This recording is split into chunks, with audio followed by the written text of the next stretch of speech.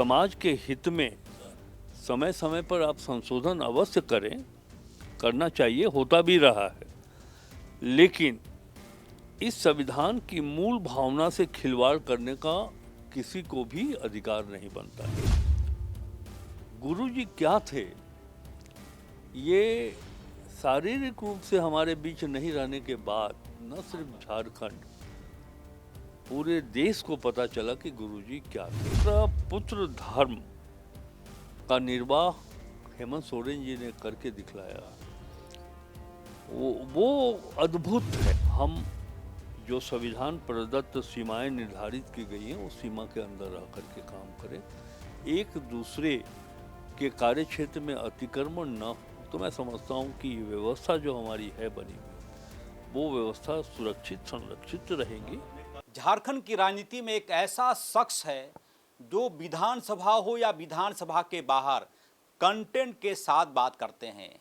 उनकी बातों में आपको लफाजी या फिर दोहरा अर्थ नहीं दिखेगा। जी हाँ, बिल्कुल, हमारे साथ इस वक्त मौजूद हैं झारखंड के खजाने के मालिक राधा कृष्ण किशोर सर। और सबसे पहले मैं बातचीत की शुरुआत कर रहा हूँ, इनके पास भारत के संविधान की एक पुस्तक रखी हुई मिली हुई है। सर, इसका क्या मतलब है? आपके डाइनिंग टेबल पर ही एक किताब मैं देख रहा हूँ बी आर अम्बेडकर की। भारत के संविधान से संबंधित अगर कोई पुस्तिका हो या कोई भी दस्तावेज हो, तो और किसी घर में हो, किसी के लाइब्रेरी में हो, किसी के पास हो, तो इसका कोई अर्थ नहीं हो सकता। एक ही अर्थ है इसका, संविधान पर चलना। संविधान में जो जिन बातों की व्याख्या की गई है उसके अनुरूप, चाहे वो प्रशासनिक कार्य हो, राजनीतिक कार्य हो, जनहित और राज्य या देश के हित की बातें हों, संविधान के अनुरूप काम करना, ये सदैव मैं अपने पास रखता हूँ। राज्य में एक राजनीतिक व्यक्ति होने के नाते और वित्त मंत्री होने के नाते ये हमारी जिम्मेवारी बन जाती है, और ये पुस्तिका मुझे सदैव याद दिलाती है कि संविधान की रक्षा सम्मान करना आपकी जिम्मेवारी है। क्या अद्भुत दृश्य है इस जगह पर, मैं देख रहा हूँ सर, थोड़ा कैमरे को दिखा दिए। डॉक्टर राजेंद्र प्रसाद को बी आर अम्बेडकर संभवतः संविधान की प्रति देने के बाद शायद हाथ मिला रहे होंगे, अभिवादन कर रहे हैं। बिल्कुल, हाँ बिल्कुल सही है। जब ये संविधान बन करके तैयार हुआ तो डॉक्टर भीमराव अंबेडकर जी ने इस पुस्तिका को समर्पित किया, प्रस्तुत किया डॉक्टर राजेंद्र प्रसाद जी को, तो ये बड़ा गौरव का क्षण था। सर, जब कभी आप उलझन में होते हैं, और आपका तो कद इतना बड़ा है कि मैं कहूँगा कि किसी भी पार्टी में आपके दुश्मन नहीं हैं, क्या आपके समस्याओं का समाधान ये किताब, ये संविधान, ये भारत का धर्म देता है? यही तो मूल संपत्ति है भारतीय लोकतांत्रिक व्यवस्था की। अगर पूंजी कहें तो भारत का संविधान है, जो हमारे देश के रहनुमाओं ने इसे तैयार किया।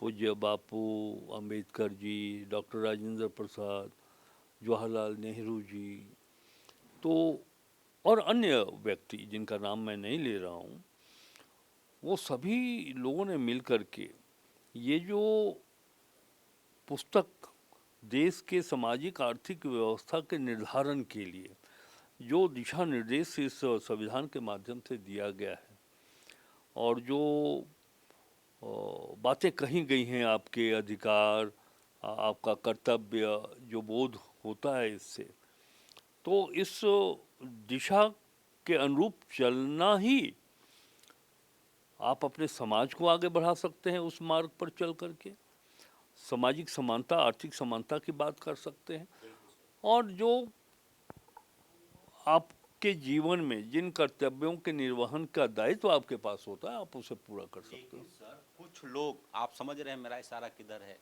संविधान की नई व्याख्या शुरू कर दिए। ऐसे लोग जो इस देश के दुश्मन रहे, उनको पूजने की कोशिश हो रही है हाल के दिनों में, हाल के वर्षों में। आप मेरा इशारा समझ रहे हो? मैं आपका इशारा भी समझ रहा हूँ, और मैं भी इशारे में ही कहूँगा कि ये एक ऐसा सामाजिक, राजनीतिक, आर्थिक धर्म ग्रंथ है जिसमें समाज के हित में समय समय पर आप संशोधन अवश्य करें, करना चाहिए, होता भी रहा है, लेकिन इस संविधान की मूल भावना से खिलवाड़ करने का किसी को भी अधिकार नहीं बनता। बीच बीच में कुछ एक चीज़ें होती है कि बड़ा कौन है, किसकी सीमा कितनी है, विधायिका, कार्यपालिका, न्यायपालिका, लगता है कि कहीं ना कहीं कोई अपनी जो लक्ष्मण रेखा है उसको लांघने की कोशिश भी होती है बीच बीच में। और मैं प्रमाण के साथ तो ये बात कह नहीं सकता हूँ, होती होंगी, मैं इनसे इनकार भी नहीं करता हूँ, लेकिन इस संविधान की गरिमा तभी बचेगी जब हम अपने, चाहे वो न्यायपालिका हो, विधायिका हो या कार्यपालिका हो, हम जो संविधान प्रदत्त सीमाएं निर्धारित की गई हैं उस सीमा के अंदर रह करके काम करें, एक दूसरे के कार्य क्षेत्र में अतिक्रमण न हो। तो मैं समझता हूँ कि ये व्यवस्था जो हमारी है बनी हुई, वो व्यवस्था सुरक्षित संरक्षित रहेंगी। हमने कल देखा सर कि राहुल गांधी, कांग्रेस के बड़े नेता, कस्टोडियन, बिहार की सभा में संविधान की बात कर रहे थे, लोग ताली भी बजा रहे थे, लोग सुन भी रहे थे। क्या दृश्य उभर कर सामने आने वाला है बिहार में चुनाव के बाद? भीड़ तो आ रही है लोगों की। देखिए, जनता तय करेगी। राहुल जी हृदय से, शरीर से, मन से वो बिहार के चुनाव मैदान में उतर चुके हैं, और जिस तरह भारतीय जनता पार्टी और जनता दल यूनाइटेड जो सिस्टम के एगेंस्ट में, व्यवस्था के विपरीत जो उनकी मानसिकता बन गई है, और लोगों को अब विश्वास भी होता जा रहा है कि भारतीय जनता पार्टी के जो भी विचारधाराएं हैं वो ठीक उसके विपरीत वो पार्टी काम करती है, और बिहार की जनता अब ऊब चुकी है, बदलाव चाहती है। मुझे पूरा विश्वास है कि वहाँ राष्ट्रीय जनता दल, कांग्रेस, झारखंड मुक्ति मोर्चा, हमारे वामपंथी दल जितने हैं, मिला करके उनकी सरकार बनेगी वहाँ एक पर। बड़ा अच्छा दृश्य उभरा था बिहार में 2-3 दिन पहले। राहुल गांधी जीप पर खड़े थे और स्टीयरिंग तेजस्वी यादव के पास था उस गाड़ी की। इसका क्या मतलब बिहार की राजनीति में माना जाए? आपने वो दृश्य देखा होगा। बस महाभारत की कल्पना कर लीजिए, कृष्ण अर्जुन। और अर्जुन। कृष्ण कौन है? जाहिर सी बात है, जो जीप के बोनर पर खड़े थे। कृष्ण है और अर्जुन हो गए तेजस्वी यादव। बिल्कुल। एक अंतिम सवाल सर। लक्ष्य जो, और ये जो चुनाव है जो संपन्न होगा इसी वर्ष, वो चुनाव मछली के आँख की तरह है, जिसे कृष्ण जी के निर्देश पर अर्जुन जो है सो सीधे तीर मछली की आँख पर डालेंगे। एक अंतिम सवाल सर, झारखंड की राजनीति में थोड़ा बहुत इधर उधर होता था, थोड़ा बहुत कहा सुनी, तो दिसम गुरु के घर पे जाते थे, बाबा डांट देते कि चुप हो जाओ, सब जाओ, सरकार चलाओ बढ़िया से, मामले का पटाक्षेप हो जाता था। वो स्पेस अब कैसे भर पाएगा? देखिए, एक बात तो बिल्कुल आपने भावनात्मक विषय को रखा है सामने। गुरुजी क्या थे, ये शारीरिक रूप से हमारे बीच नहीं रहने के बाद न सिर्फ झारखंड, पूरे देश को पता चला कि गुरुजी क्या थे। उनकी कमी तो कभी हम पूरी नहीं कर सकते हैं, वो नहीं है, लेकिन एक चीज़ मैं बताऊं कि जिस तरह पुत्र धर्म का निर्वाह हेमंत सोरेन जी ने करके दिखलाया, वो अद्भुत है। ये बताया है कि साहब, आप जिस परिवेश से आप निकल करके मुख्यमंत्री का पद आपने ग्रहण किया है, लेकिन इसके बाद भी उस परिवेश को आपने भूला नहीं, उस संस्कृति की रक्षा आपने की। हमने भी कई बार चर्चा की है कि हेमंत सोरेन जी चाहते तो एक अस्थि कलश मोराबादी में रख देते, बड़ा पंडाल बन जाता, वहाँ लोग आते जाते, लेकिन नेवरा में ही लगातार रहे, एक क्षण वहां से टसमस नहीं हुए। देखिए,